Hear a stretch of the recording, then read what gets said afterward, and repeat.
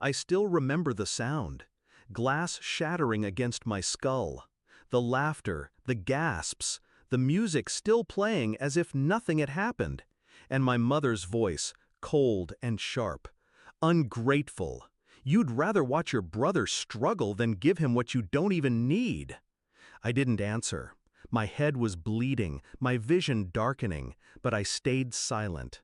That silence, that was my last gift to them. Because when I woke up in the hospital, I realized something.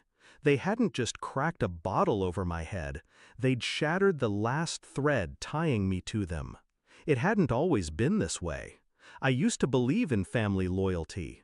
I used to believe that blood mattered. I was the quiet one, the one who worked in silence while my brother chased chaos and my parents cleaned up after him. They called him brilliant while he burned through their money, through mine, through anyone's who trusted him. Me?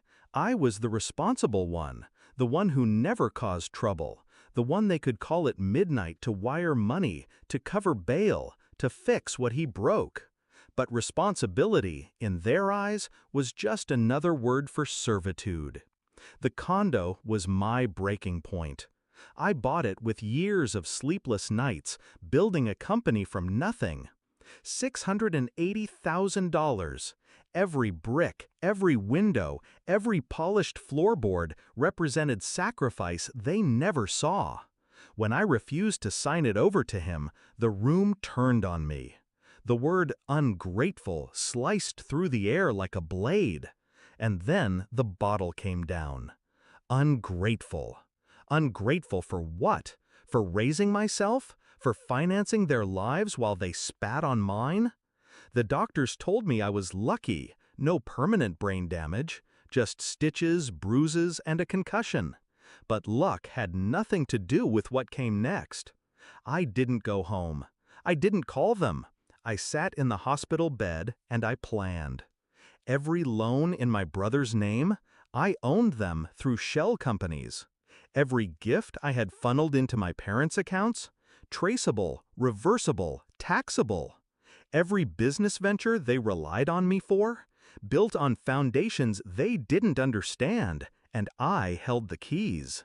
They thought I was just the quiet one, the giver, the invisible lifeline. But invisibility has its advantages. It lets you move without being seen. When I was discharged, I didn't storm into their house. I didn't scream or demand apologies.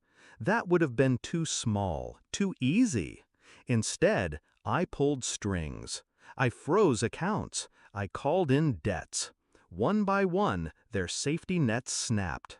My brother's car was repossessed in front of his friends.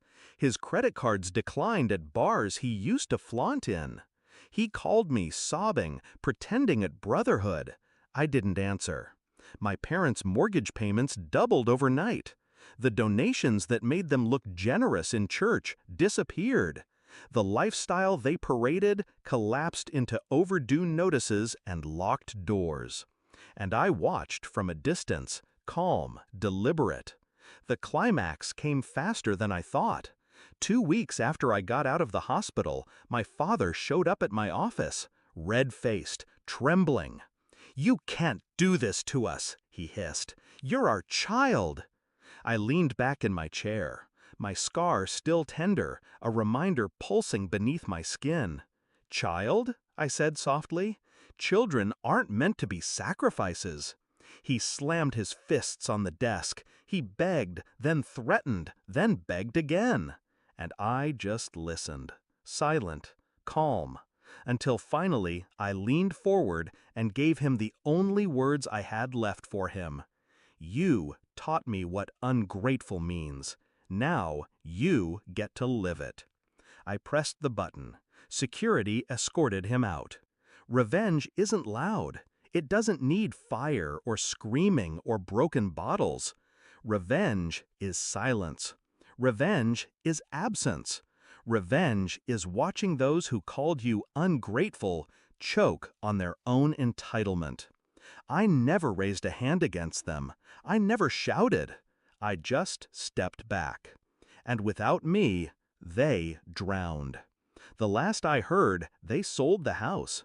My brother sleeps on couches. My parents whisper about betrayal to anyone who'll listen. But me? I wake up in peace. I walk through the condo they once tried to take from me. Every corner of it reminds me not of them, but of survival. They thought they took everything from me with that bottle, but all they did was free me. And in losing me, they lost everything else. I'm not ungrateful. I'm just done.